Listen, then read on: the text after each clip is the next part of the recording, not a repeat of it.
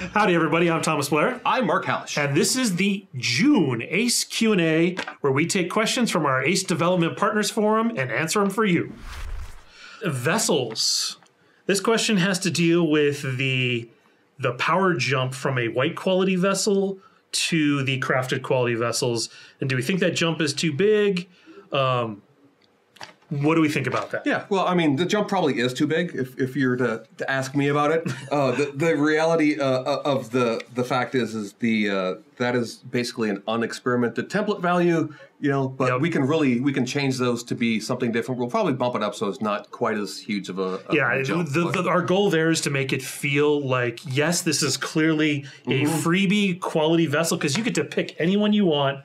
However, the second you find a crafted one, it's a no-brainer. Yeah, right. It's a no-brainer to make that first upgrade. Once people coming in figure out the fact that unlike other games, you can actually upgrade your character's body. So once people figure that out, they're gonna be like, "Oh wow, this is a no-brainer." Right. I'm fine with starting over again at level 1 because that's what happens, right? Because you can find that vessel and you're level 20 on that white quality when you're like, wow, this guy is like better than this guy is way better, even being level 20 maybe. So it should be a no-brainer, and that's part of the whole. Hey, we're going to give you one on the house, right? But then you guys have to go find the other ones, and you will want to upgrade to them. I think there was a part B to this one was, could you consider adding the Sheen line back at the end of Necromancy? And we recently changed that to be you could experiment on the individual attributes at the end rather than here's everything. And we're probably going to start doing that more in the crafting system where you can hone in on specific stats rather than just make this item way better across the board. It will make the items actually feel better in the long run because you will be able to make specialized goods rather than somebody will be like, "Hey, Blair, I need an intelligence, int specialist." Or so they'll be able to min-max the hell out of int, which is clearly what a lot of our players like to do. Okay, next question. Motherlodes for skinners and lumberjacks. Is there any serious discussion to adding mob bosses which require multiple skinners and drop rare materials? Is there any consideration to adding trees which require the same thing? Basically, we did Motherlodes for ore and stone because they were the easiest when we started doing this. And it was basically a prototype that I made. And I was like, hey, this is pretty cool. We didn't expand it out, but you were also talking about, hey, let's put piles of bodies near the bosses. So we'll see about the Masquerade one, or just the debris from the spider, because it does create some the queen spider. That is, it makes it feel like she's got a lair and it's full of corpses that you can turn into characters of dead things. Yes. And then the trees. I don't know what's stopping us from doing trees. Probably just time and art. They would probably want a giant twisted Warsher tree. Next question. Crafting disciplines, are they still on the table? Yes, they are. Yes, they are. We just haven't got to them yet. That's on my whiteboard. It's now kind of drifting near the top. It's not quite near the top, but we definitely still plan on doing them. Next question, group size. Currently, we're allowed to have 6 members in the group. However, most group buffs and heals are capped at 5. Is this intended?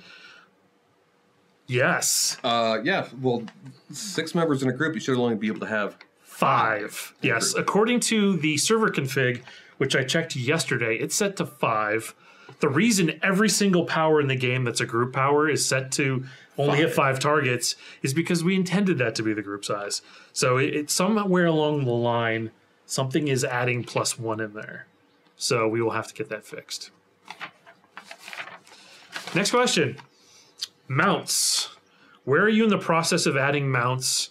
Have you settled on how centaurs will factor into the post-Mount Crowfall universe? It's on the board. In fact, the mount ticket is very slowly sliding. It's getting closer. As we march through the 5-4, 5-5, 5-6, 5-7, 5-8, it's clearly in the pipe. And how will centaurs work? Well, clearly we're not going to put them on the back of another thing. You can't have your centaur riding a horse with a Ganetian riding the centaur riding the horse. No. They're either just going to run really fast, or I think a Zamboni. Can they drive a Zamboni? No, I think Melissa wanted to add a cart to the back of them. Okay. You know, the little cart, so when they go into mounted mode, they get a little wagon that they're dragging behind them. Maybe the Ganeshan can go into that thing. And then we've got multi-passenger vehicles. Don't want to promise any of that because ultimately we're not going to put them on the back of another thing. We'll maybe attach something to them, like a sidecar. All right. A sidecar? It's even better than a trailer. EK slots. I made a crafting bazaar in my EK. I dropped 2 parcels, a town parcel and a shire, along with a fort and keep.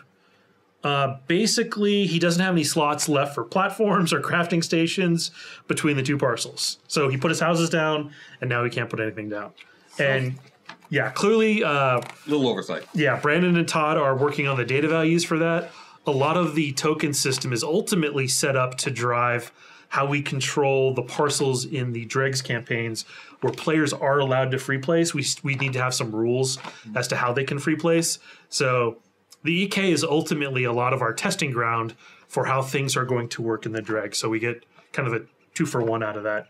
So they are still tweaking it, and I'm sure we'll see more tweaks coming up in 5.7 and 5.8.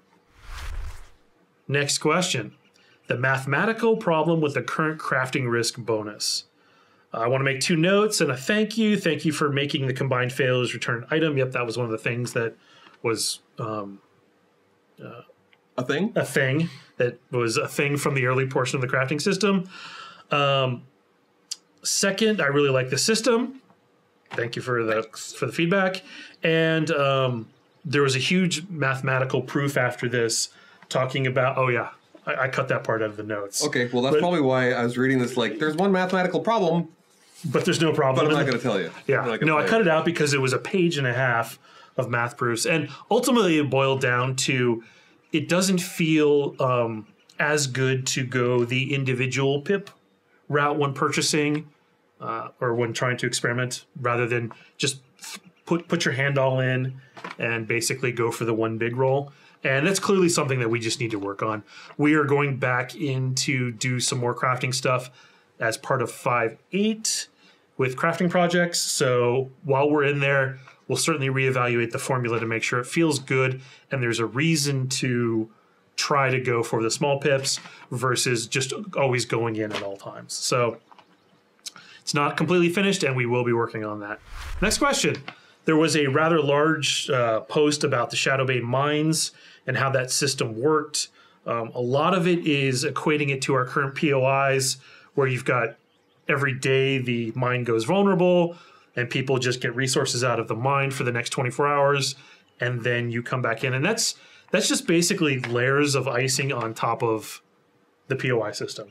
Right? Currently the POIs don't really do a whole lot because people aren't building the keeps up. Because there's no reason to build the keeps up, which means you don't need the... Like, it has this cascading effect. So once we actually start having a reason to build up the keeps, because that's where all kinds of stuff is, and you want to defend those walls, then the POIs will get more action, which...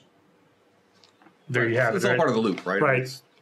When a big chunk of the loop isn't working, you have these one-offs that are like, hey, I wonder why this isn't working. What's that for, you know? Yeah. So it will get its attention as that loop gets closed and people have a reason to actually fortify their keeps. Do you ever wonder I don't know. if offering faction campaigns in Crowfall was the right choice instead of being a free-for-all or guild versus guild like Shadowbane?